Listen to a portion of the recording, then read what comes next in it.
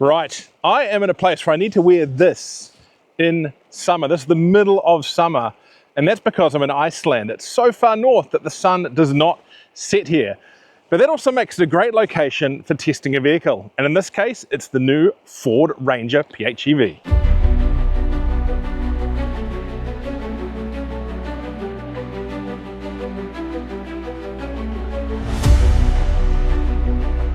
Now, the Ford Ranger PHEV, this has been a very long awaited vehicle. They announced it a couple of years ago, and then they've been dripping out details over a long period of time. And I guess part of that is because the Ranger brand is so important to Ford and the commercial market that they don't want to mess it up. They really want to get this thing perfect.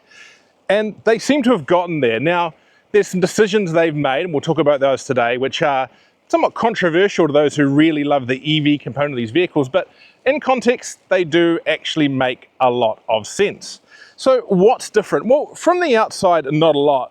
In the front, it's pretty much just a Ranger. This one here is the Storm Track, a new variant that is coming to New Zealand. I like it in this new grey colour that's launching with the car as well. And nice big kind of beard down here for the car, looks pretty flash. Probably one of the two key external differences you'll notice with the PHEV version is you've got PHEV on the kind of faux vent here that would say bi-turbo or V6 in other ranges. And on the Storm Track, these wheels, they've got cladding on them. I really like the look of them. They look, yeah, kind of futuristic. Yeah, Ranger wheels have looked the same for a long time. These ones look a little bit different. We're coming around, we have 360-degree cameras on the side for when you go off-roading. Steps like your typical Ranger. If we come around here, there's one more difference you'll notice externally with the car. Two more actually, and that's this. You have your fuel filler there, and that takes petrol and not diesel like in a normal Ranger. And then this, you have a single AC charging port, no DC. A little bit controversial there, but part of that's because it is only an 11 kilowatt hour battery. So you're generally not going to be charging for that long. And then we have the tub. Now, this one with the Storm Track has a system in it where you've got this bar that you can slide along to act as an extension for the roof rack in essence. That's very cool. Now, the other element of difference you'll see is the tray. Now, the sides, they just peak up a little bit more than a normal Ranger, and that's because they wanted to keep the volume of the tub exactly the same. And the problem being was they needed to put the battery somewhere. So the battery's actually tucked underneath the tub, and you'll see this lift in the tray liner here, and that is where the battery sits, underneath there, well out of the way of harm, well out of the way of trouble. The downside, you can't have a flat deck on this vehicle. You've got to stick with the well side. But you know, Ford builds a pretty good well side, lots of tie downs. You know, they've got some great optional rail systems through here. This divider that on the European version, I think is fantastic. And you know, look, they've got a great tailgate. It's pretty light, kind of one finger up and down, pretty handy. You know, your usual touches like clips to be able to put clamps in for when you're working out the back of the truck. And if we open this up again, we'll find the other key difference you get in a plug-in hybrid electric ute over normal utes, though normal utes have a little bit of power but not the same level, and that is what they call Pro Power. So this is the ability to have some fairly serious juice coming out of the car. Standard you can get about 2.3 kilowatt out of a interior plug, but optioned onto the ones here, but I think it's standard back home in New Zealand, you get the full Pro Power system, so I think 6.9 kilowatt, so 3 plugs, and these ones here run up to 15 amps. You can run some pretty serious power tools, or I reckon you could run a pretty serious caravan off the back of the vehicle. And of course, unlike the BYD Shark, which is kind of leading the PHEV space at the moment, this thing can tow a full 3.5 ton. Now, let's talk about the powertrain. And I'm going to pop the bonnet, even though I know there's not a frunk there. You guys know how much I love a frunk. Of course, there's not going to be one in this car. What you get instead is a version of the 2.3 litre petrol turbocharged motor that is found in the Ford Mustang. So that is it there. Now they've detuned it for this purpose because I guess they want the most flexible, usable drivetrain they can. And then they've paired it with a 70 kilowatt electric motor that sits in between the engine and the transmission. It's part of the bell housing. It's all built in, all sealed, and it feeds into the 10-speed transmission from the other Rangers and the four-wheel drive system. So you have no compromises as to the actual drivetrain performance around off-road. You still get all the full four-wheel drive features. None of that changes. So power output, it's 207 kilowatts and 697 newton meters of torque. So still a healthy dose of power. That's more torque than the diesels, more power than the diesels. It still sits behind the Raptor on overall power, but I guess you've got to let the Raptor win some things. We'll talk more about the performance when we're underway. But what you do get as far as the electric side goes is about 40 kilometers of range. Now Ford says their studies, and they actually collect the data from Ford commercial vehicles where the users agree to let them take the data, is that covers off about half, well, the full needs about half of their user base with that 40 kilometers a day. So it should be for most people pretty reasonable. I know I very rarely travel more than 40 kilometers a day, but it doesn't really compare that favorably to other vehicles in the market. And I'm also not that sure it's going to do that 40 kilometers consistently either. I'm currently running a BYD Shark, nearly 30 kilowatt hours of battery. On the open road, that does 65 to 70 kilometers and 100 kilometers around town. So if you run the maths and think they're saying 40 kilometers off 11 kilowatts, and yet with nearly 3 times the capacity, BYD is not getting 3 times the range, either Ford are really efficient or we're not necessarily going to see that. And it's going to be interesting when we get back to New Zealand to see which one is more accurate.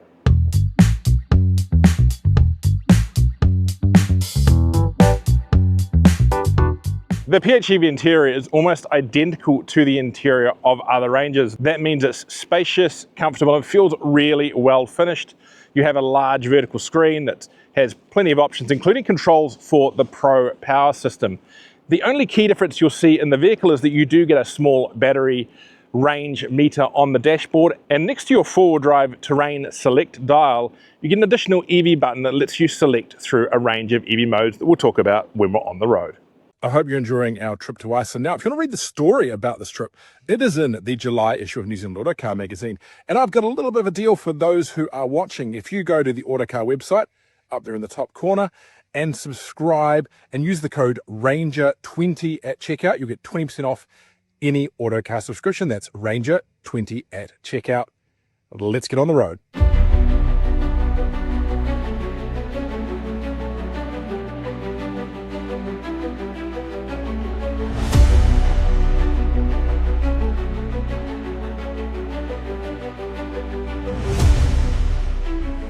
Right, so we are now on the road in the Ford Ranger PHEV. Right, then make a slight right turn. Okay, Miss Ford. Now, we spoke about the numbers from this car earlier, and they are impressive. 207 kilowatts and 697, I think, newton meters of torque. You put your foot down and this thing does just go build speed, builds power really nicely. It is a lot more quieter and more refined than the diesel models, even when it's running with the petrol motor on. Obviously, when it's running electric, it's pretty quiet, but when it's got the petrol motor on, it's reasonably solid as well. Now, once the electric range is expired, I've been really impressed at how smooth the car is at cutting in and out. It's really smooth, unnoticeable. A lot of the time I couldn't really work out exactly what we were doing in regards to drive mode, which is what you want from a vehicle like this. You don't want it shuddering in and out or being loud and raucous when it comes in. Now, I think some of that's because it does have a sufficiently powered motor to run the vehicle. If we look at the BYD Shark, it runs that very small motor, so when it does need to use it, it really needs to use it. This big capacity turbocharged engine, it can be relatively lazy, and that just adds to things in general. But I guess the biggest takeaway from this is I came here willing to criticize the range of having that relatively small battery, but I kind of get more why they have it now. This does not feel like a big, heavy PHEV ute. It feels light on its feet. The steering feels, nice, responsive and light, and not affected by having that weight out the back. And yeah, I mean, that's, I guess, the best thing about a Ranger. That's why Ranger's captured so many customers. It's been the best to drive ute for a very long time, and it continues to be. So who is going to buy the Ford Ranger PHEV? Well, let's start with fleets. Fleets are going to lap this up. It's a car that they can slot into their range, excuse the pun, with no real change to operating procedure other than supplying some charges, and they can get a massive deduction or a massive drop in their average carbon level or CO2 rating for their fleet. Instant swap in there. I think for those really looking for an electrified ute, they may look elsewhere. I consider this a very good hybrid rather than necessarily a PHEV. And I think that that's possibly a good thing because, as we've seen, there's a lot more people willing to embrace hybrid rather than full electrification. And at the moment, that means that Ford is probably going to be in a pretty good position.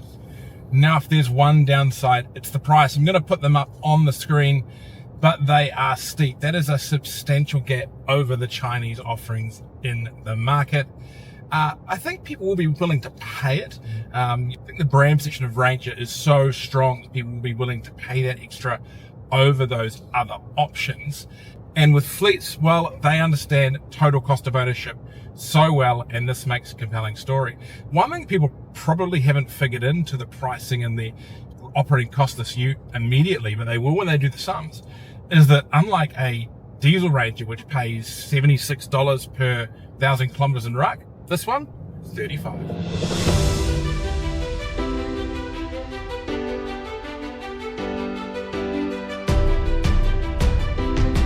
Right, so now we are off-roading in the Ford Ranger PHEV, specifically this one, the Storm Track model, and to be honest, it's exactly like off-roading any other Ford Ranger.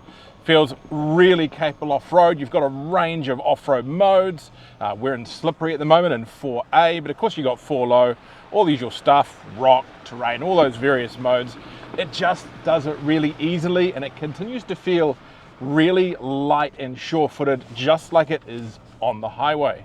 Obviously, they're not at all worried about the battery with the water exposure here. We've been crossing rivers for the last half an hour. They don't seem to have any panic. I guess with the battery tucked up underneath the tray, it's pretty much out of the way and protected. I mean, the Ranger has a wading depth of, I think, well north of 600 millimeters. So it can do some pretty deep water anyway. And again, like so many things they've done to set up this vehicle, it's about not taking away from what makes a Ford Ranger a Ford Ranger. Anyway, let's go do some more exploring.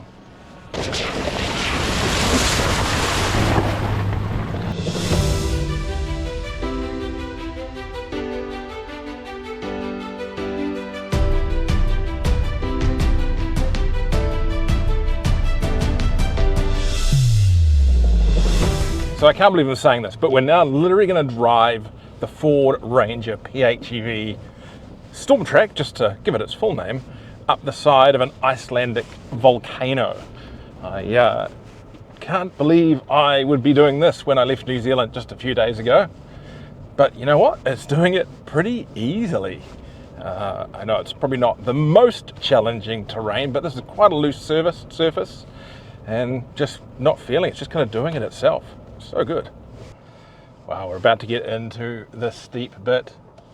Get around this corner, not always the easiest with a locked diff. So I was wanting some numbers. According to my screen, this is a nearly 15% incline.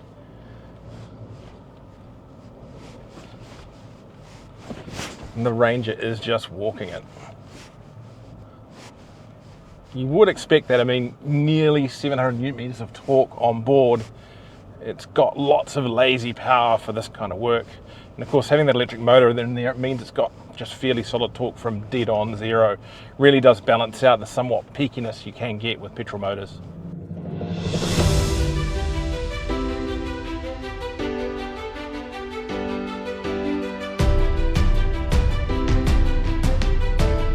Right. Just gonna send it, mate.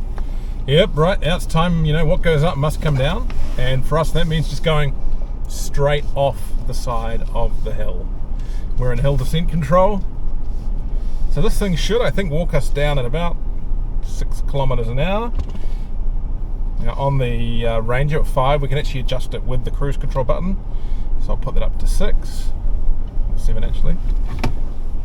Drop it down to 2. This is 26 degrees down, so quite steep. But you know what? It's handling it absolutely perfectly.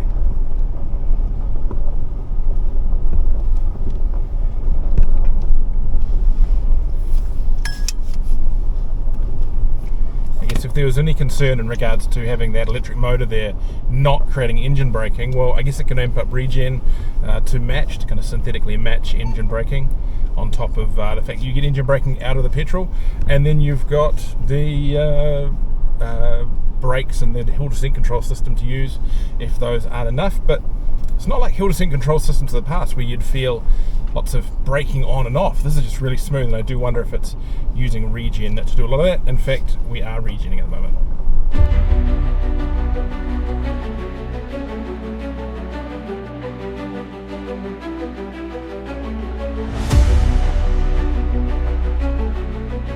Right, so the Ford Ranger PHEV. Have Ford built the best electrified ute in the market? I'm not sure. It's close, but I think in some areas, particularly around the electric side of it, range, that kind of thing, it could do with a little bit more. But have they built a very good Ranger? Yes, this car is excellent. It does what Ford set out to do very well. The question is whether what they think a PHEV ute is what the market thinks a PHEV ute should be. Anyway, on that, we'll leave you. Don't forget, like and subscribe for more great content from autocar.co.nz.